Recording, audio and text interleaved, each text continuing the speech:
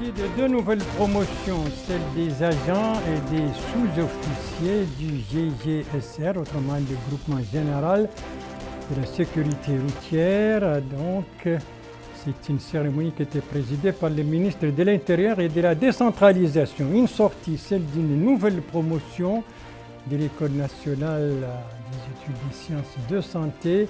C'était également aujourd'hui supervisé par le ministre de la Santé. Un mémorandum, celui d'entente signé entre l'Union nationale du patronat mauritanien et l'Union internationale des syndicats d'Asie et d'Afrique. C'était hier à Nouakchott. Et puis, le meilleur moyen de se prémunir contre la COVID-19, c'est la vaccination et le respect des mesures préventives. Voilà donc pour les principaux titres de votre journal et c'est parti. Mesdames, Mesdemoiselles, Messieurs, bonsoir et bienvenue à votre 22h de ce samedi 20 août 2021. En 22h que nous commençons par des sorties de promotion, 3 en tout et toutes les 3 se sont déroulées aujourd'hui à Nouakchott. La première de ces promotions, de ces cérémonies, s'est déroulée au siège du groupement général de la sécurité routière. C'était ce matin. Il s'agit de sortie de nouvelles promotions des agents et des sous-officiers de ce corps. La 6e pour les premiers, la première pour les seconds. Et tout cela, c'était sous la supervision du ministre de l'Intérieur et de la décentralisation. C'est un compte-rendu de Bokar Baïleba.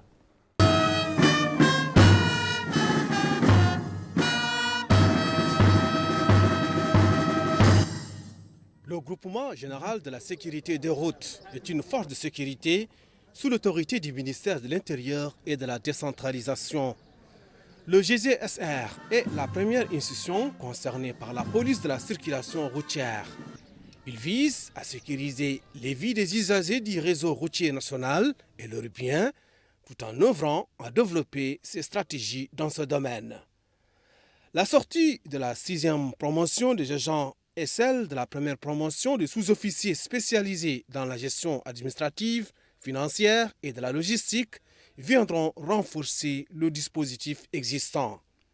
Et à cette occasion, le ministre de l'Intérieur et de la décentralisation, Mohamed Salem Ould-Merzouk, a prononcé un discours dans lequel il a rappelé l'importance qu'accorde le président de la République, M. Mohamed Ould-Cheikh Al-Ghazouani, au renforcement du système sécuritaire du pays à travers le développement des capacités des ressources humaines et logistiques, soulignant le rôle de premier plan que joue le groupement dans le domaine sécuritaire. Il a précisé que dans le cadre de la mise en œuvre de la stratégie sécuritaire du département, le GGSR a bénéficié du recrutement de 600 éléments, soit plus de 30% du nombre total de recrutés depuis la création du groupement. Il a également indiqué qu'en plus de l'exécution de sa mission, le groupement joue un rôle important dans le cadre de la stratégie sécuritaire, notamment la gestion des patrouilles, des points de contrôle au niveau de l'ancien aéroport de Nouakchott, en plus de sa participation au maintien du couvre-feu. Le ministre a invité les éléments des deux promotions au sacrifice et à la loyauté à la patrie. Autre intervention, c'est celle faite par le directeur général du GGSR, Habiboullah Naha Ahmedou, qui a indiqué que la cérémonie représente un moment important dans l'histoire du groupement qui a pu en si peu de temps occuper une place importante dans le système sécuritaire national. Il a précisé que cela n'était possible sans l'intérêt particulier accordé par les pouvoirs publics au secteur qui, en plus de la sécurité des routes de leurs usagers, participe à la sécurité. La cérémonie a été marquée par la distinction des lauréats de la promotion. Autrement dit, les éléments qui se sont les plus distingués de cette 6e promotion, constituée d'agents et la première promotion, des sous-officiers spécialisés dans la gestion administrative, financière et de la logistique. Le clou de la cérémonie, une démonstration de démontage et d'assemblage d'armes et une démonstration d'intervention pour mettre hors d'état de nuire des individus en possession d'objets dangereux.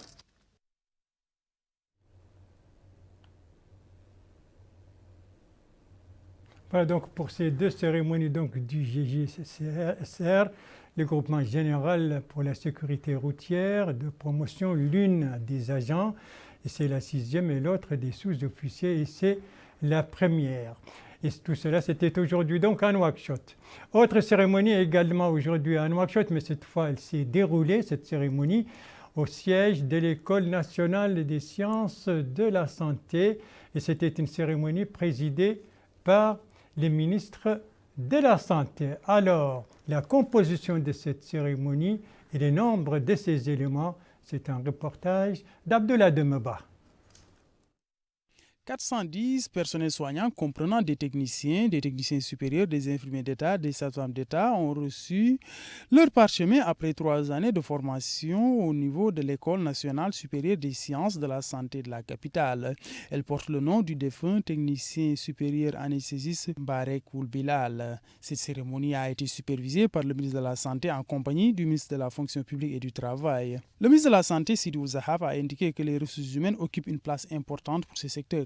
Ces nouvelles promotions s'ajoutent aux 1252 sortants des écoles de santé publique de Nouakchott, Rosso, Selibabi, Kifa et Niamey, en plus de 367 personnels soignants qui ont été déjà recrutés et prodiguent des soins dans le cadre de la COVID-19. Le ministre de la Santé a par ailleurs souligné que 536 autres ont aussi été recrutés à l'aide de concours externes. Il a à la fin indiqué que ces ajouts permettront un bon qualitatif du système sanitaire. Quant au directeur général de l'École supérieure des sciences de la santé, il a déclaré que cette structure a eu à former jusque-là 7803 étudiants qui sont répartis dans les différentes spécialités de la santé. Au nom du défunt Mbarek Oulbilal, les membres de la famille du défunt anesthésiste ont exprimé leur remerciement à l'endroit des autorités. Ils ont aussi mis en avant le professionnalisme du défunt technicien supérieur. Les sortants de cette promotion ont à la fin de cette cérémonie reçu leur parchemin de la part des autorités qui ont pris part à ces rencontres. Cérémonie donc d'une sortie d'une nouvelle promotion de l'École nationale des sciences de santé. C'était aujourd'hui. Dans l'actualité ce soir également, ce mémorandum d'entente entre l'UNPM, l'Union nationale du patronat mauritanien, et les syndicats, et l'Union internationale des syndicats d'Asie et d'Afrique. Il a été signé hier à Nouakchott, côté mauritanien par le président de l'UNPM et côté donc des syndicats par le président du conseil exécutif de l'Union internationale de ces syndicats. Sur quoi porte ce mémorandum d'entente? Élément de réponse avec Melika Nakli. La signature de ce mémorandum d'entente porte sur le renforcement d'une coopération internationale permettant d'améliorer la situation des employés, leurs conditions de travail ainsi que leur formation et leur sensibilisation. Ce mémorandum vise à renforcer les relations entre l'Union nationale du patronat mauritanien et l'Union internationale des syndicats d'Asie et d'Afrique. Dans son intervention, le président de l'Union nationale du patronat mauritanien, M. Mohamed Zeyn El Abidine Ould Cheikh Ahmed, a indiqué que l'action de son organisation vise la promotion des droits des travailleurs, le respect des conventions internationales et la contribution à la réussite d'un dialogue social. Il a ajouté que ce mémorandum est une étape importante dans la promotion et l'amélioration du travail et l'éducation des employés, 2 points que partagent en commun les 2 organisations. De son côté, le président du conseil exécutif de l'Union internationale des syndicats d'Asie et d'Afrique, M. Saoud Rachid El Houjailan, président du conseil exécutif de l'Union internationale des syndicats d'Asie et d'Afrique, a précisé que son organisation veut instaurer une coopération et une présentation commune des projets de loi qui doivent servir les travailleurs et les employeurs. Il a enfin souligné que l'Union sera un lien diplomatique pouvant rapprocher les points de vue et instaurer une coopération constructive entre les syndicats des pays membres. Ce mémorandum d'entente entre dans le cadre de la volonté d'œuvrer à la protection des droits des travailleurs et au respect des conventions nationales et internationales. Voilà donc pour la signature de ce mémorandum d'entente entre l'UNPM, l'Union nationale du patronat mauritanien, et l'Union internationale des syndicats d'Asie et d'Afrique. On va parler maintenant pluviométrie. Des précipitations ont été enregistrées durant les dernières 24 heures dans 22 localités de 5 de nos wilayas de l'intérieur. La hauteur des pluies varie entre 5 et 35 mm.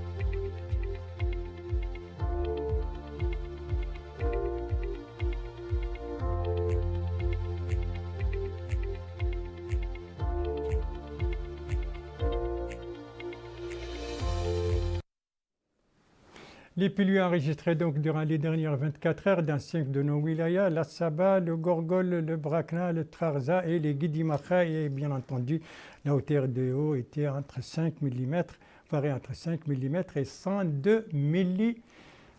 Et nous restons toujours dans le domaine de l'eau, domaine où Nouakchott a souffert ces derniers jours avec des perturbations en ce qui concerne l'approvisionnement en cette denrée vitale. Alors, quelles sont les causes de ces perturbations? Est-ce qu'elles ont été réglées? Élément de réponse avec le directeur général adjoint de la SNDE, la Société nationale de l'eau. C'était au cours d'une conférence de presse tenue aujourd'hui au siège de cette société, une conférence que vous avez suivie, Mohamed El-Khattab, qui n'a pas échappé à cette pénurie de l'eau ces derniers jours. Plusieurs quartiers de Nouakchott sont confrontés depuis près d'une semaine à une pénurie d'eau, causant des désagréments multiples à la population qui passe des jours entiers sans voir une goutte d'eau sortir des robinets. Selon le directeur général adjoint de la Société nationale de l'eau, M. Boval Ould Mahfouz, les perturbations observées dans la production et la distribution de l'eau au niveau de Nouakchott ces jours-ci étaient dues à des raisons techniques qui reviennent à deux facteurs, dont l'un naturel est lié à la saison des pluies et l'autre à des pannes du courant électrique. Tous ces facteurs, dit-il, sont indépendants de la volonté de la société. Il a expliqué qu'en ce qui concerne les causes naturelles liées à l'hivernage, le pourcentage aqueux causé par un mélange de l'eau et de la boue a connu une augmentation significative atteignant 2000 unités, alors que la station de Beninaji de décantation est conçue pour produire et filtrer un niveau n'excédant pas 900 unités. Dans des cas comme celui que nous avons connu, dit-il, cela entraîne une baisse du débit de l'eau traitée de 50 à 60%. En plus de cela, il y a eu des perturbations du courant électrique, d'où ces problèmes de l'eau depuis 2 à 3 jours. Mais ils ont été surmontés, des équipes techniques ayant été dépêchées pour réparer le courant électrique et l'eau redeviendra normale dans quelques heures. Ould Mahfouz a indiqué que sur un autre volet, il a été constaté que des spéculateurs profitent de cette situation pour faire grimper les prix au niveau des potences et des fontaines publiques et que cela est inacceptable. Il a précisé que les prix de l'eau sont fixés par la société qui vend la tonne de l'eau hors taxe à 320 ouguiya pour les potences et à 99 ouguiya pour les fontaines publiques. Il a déclaré que les pouvoirs publics et la société prendront les mesures nécessaires pour arrêter ces spéculations. Je voudrais, rassure-t-il, m'excuser au nom de la Société nationale de l'eau pour les désagréments causés à la population et les rassurer que tous ces problèmes ont été résolus. En ce qui concerne l'intérieur du pays et les turbulences qui les ont affectés, je noterai, a dit le directeur général adjoint de la SNDE, que ces changements climatiques, ces orages et ces vents violents, comme ce fut le cas à Bouchisha, dans la wilaya du Brakna, provoquent la chute de poteaux électriques. Il y a eu des interventions de la part de la société pour les réparer. Et quand ce concerne Barkéouel, les torrents ont emporté la canalisation qui alimente la ville en eau. Une rapide intervention de la société a permis de réparer les puits et remis en marche la canalisation pour approvisionner la ville en eau potable, a-t-il indiqué.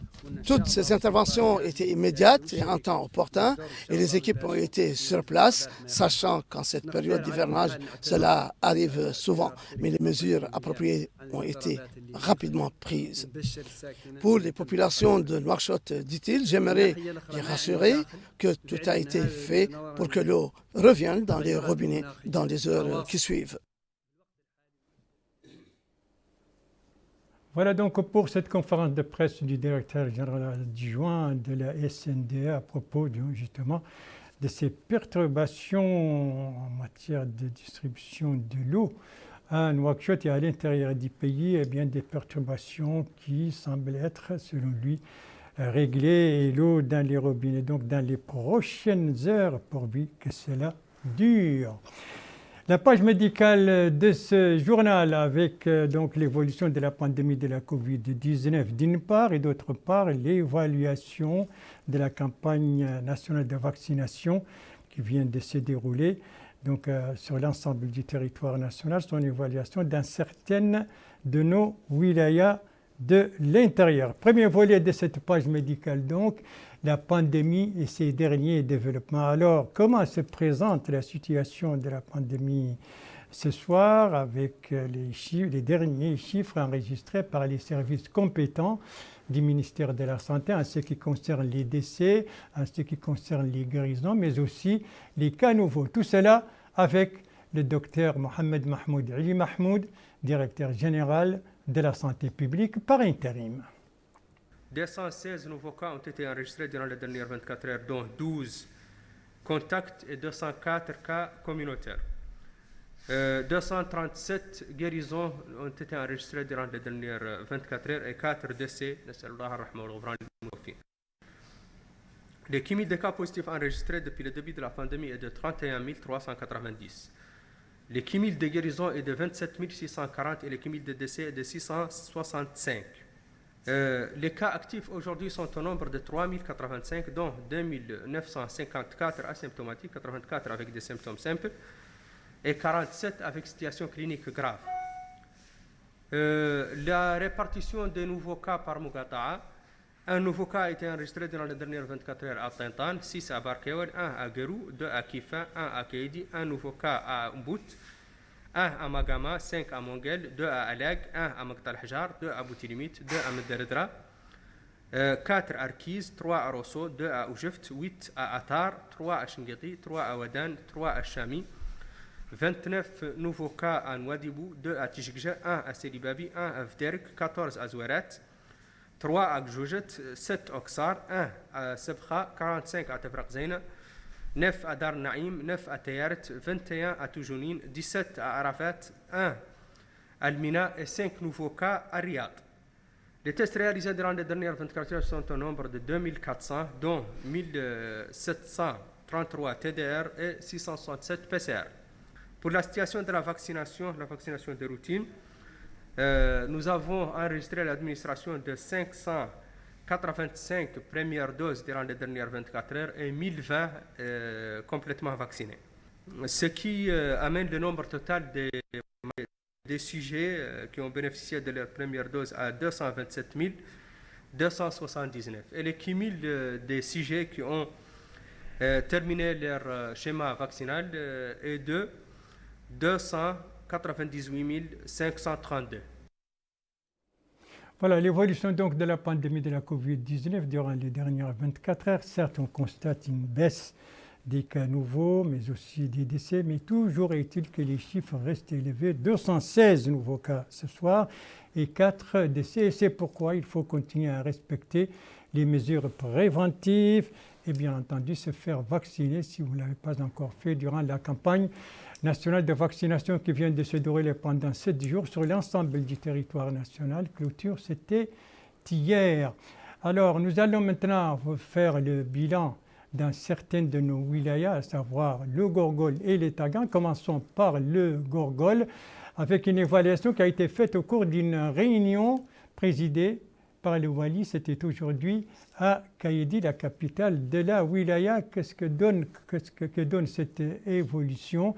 C'est ce que nous dit notre correspondant permanent là-bas, Mohamed Ould Bilal, dont le compte-rendu est revu en français par Naja Jekani.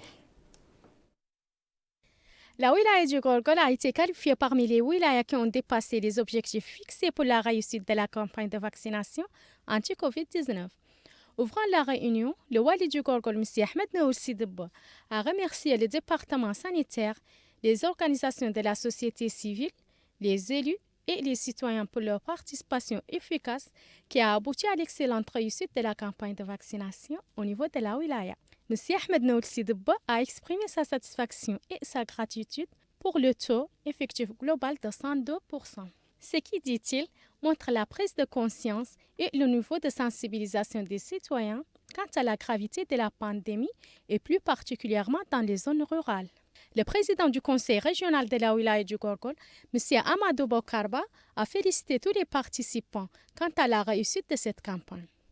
Le directeur régional de l'action sanitaire de la wilaya du Gorgol, M. Cheikh Nour Konkou, a indiqué que cet excellent résultat prouve les efforts fournis pour assurer la réussite de celle-ci. Le Wali a donné des instructions aux directeurs régionaux, aux délégués et aux chefs de service afin de maximiser les efforts et d'œuvrer à aplanir les difficultés constatées pour mieux servir les citoyens. Plusieurs interventions portant sur la campagne de vaccination et les moyens de prévention contre le coronavirus ont marqué cette rencontre.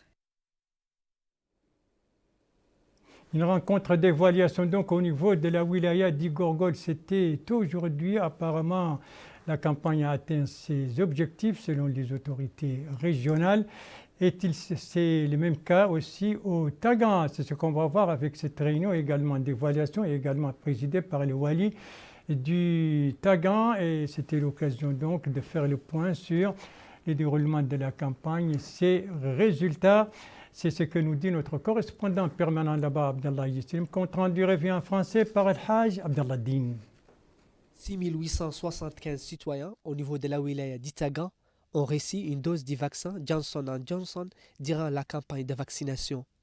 Les centres hospitaliers de la wilaya ont connu une affluence notoire des citoyens venus pour se faire vacciner, engendrant une forte demande dépassant la quantité du vaccin disponible dans ces structures sanitaires. 10 équipes médicales réparties dans les 3 muqata'a de la wilaya, à savoir Tijikja, Tichit et Mijria, ont pu assurer l'administration du vaccin aux habitants selon les services sanitaires régionaux dans la wilaya. L'évaluation de la campagne de vaccination a été l'objet de cette réunion tenue par le comité régional de la lutte contre la Covid-19. Lors de cette réunion, le wali d'Itagan, M. Mokhtarul Handa, a exprimé son appréciation quant aux résultats obtenus suite à la campagne de vaccination. Une campagne, précise le wali, a contribué à épuiser la quantité totale du vaccin réservé à la wilaya. La poursuite de la campagne de vaccination et l'augmentation des quantités du vaccin destinées à la wilaya sont des revendications exprimées par les habitants désirant une immunité collective contre le coronavirus. Voilà pour cette page médicale qui était consacrée à l'évolution de la pandémie de la Covid-19 et à une évaluation donc, de la campagne nationale de vaccination au niveau des wilayas d'Igorgol et du Tagan.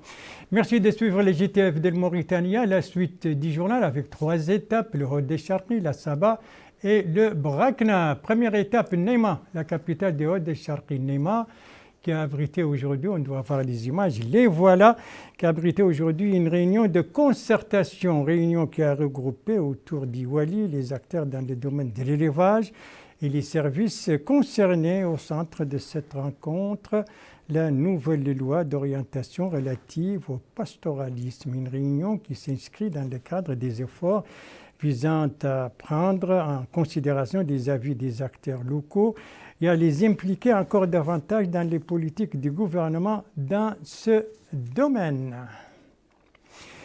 La deuxième étape de ce tour à l'intérieur du pays nous amène à quelques 600 km à l'ouest de Neima et toujours sur la route de l'espoir. Vous l'avez compris, nous nous trouvons à Kifa, la capitale de la Saba. Kifa qui a vu à l'ère des franges bénéficiaires de financement pour les petits projets sociaux. Il y a eu distribution aujourd'hui, c'est ce que nous dit notre correspondant permanent là-bas, Mohamed Lemine Oul-Khatri, dont le compte-rendu est revu en français par Bokar Baïleba.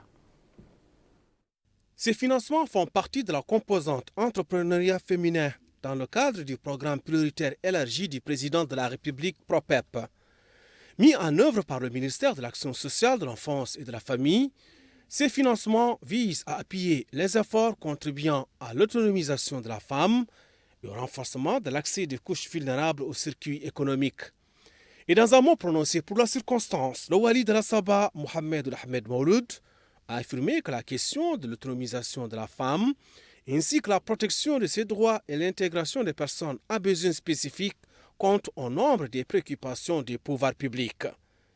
De son côté, la déléguée régionale du ministère de l'Action sociale, de l'Enfance et de la Famille en Saba, Menina Minticher, a indiqué que ces financements s'inscrivent dans le cadre des préoccupations du département de l'Action sociale qui œuvre pour développer les moyens permettant l'autonomisation de la femme et qui accorde un intérêt particulier aux couches sociales vulnérables.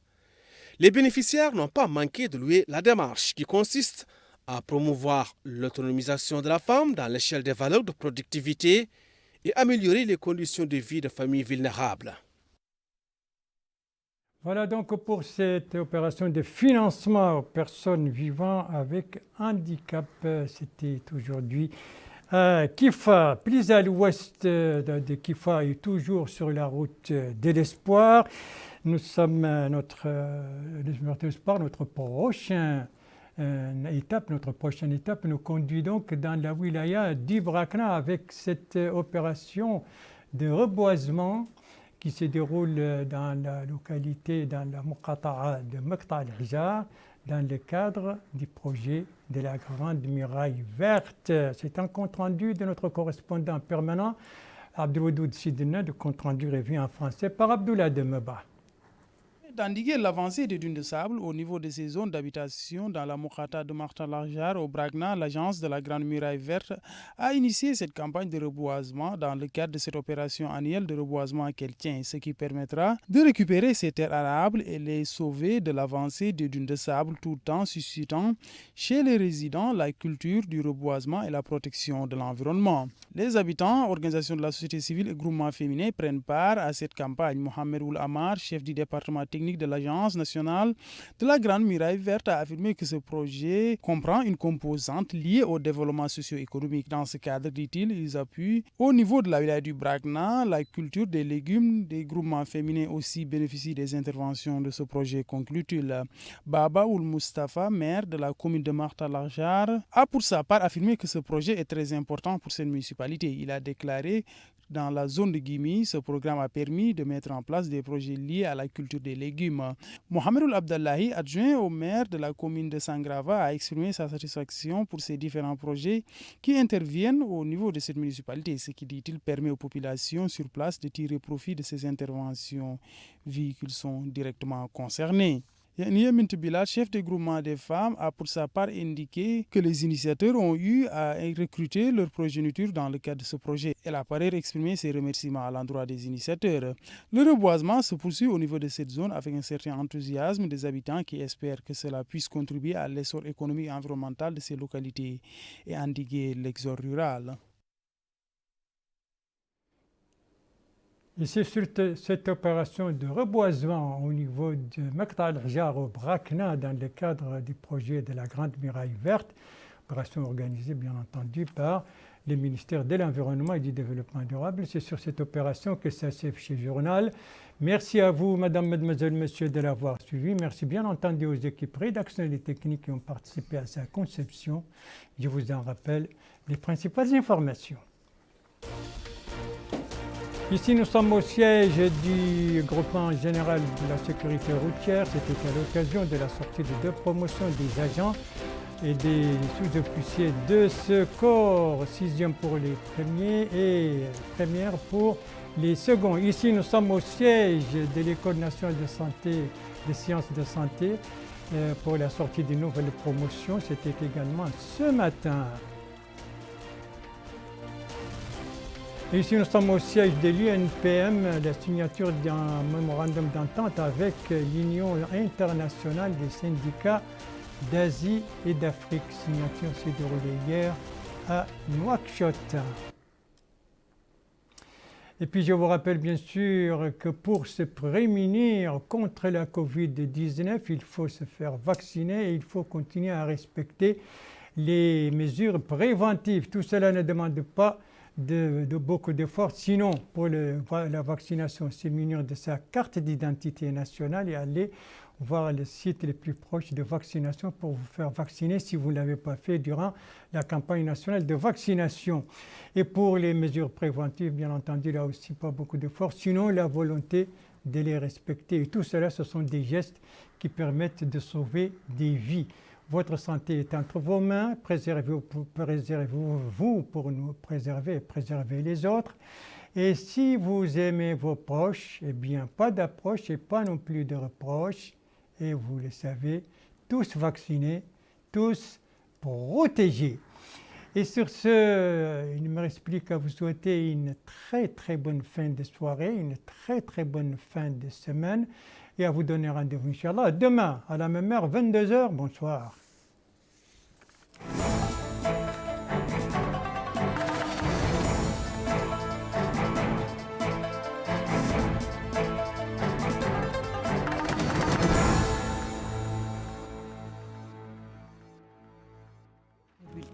formation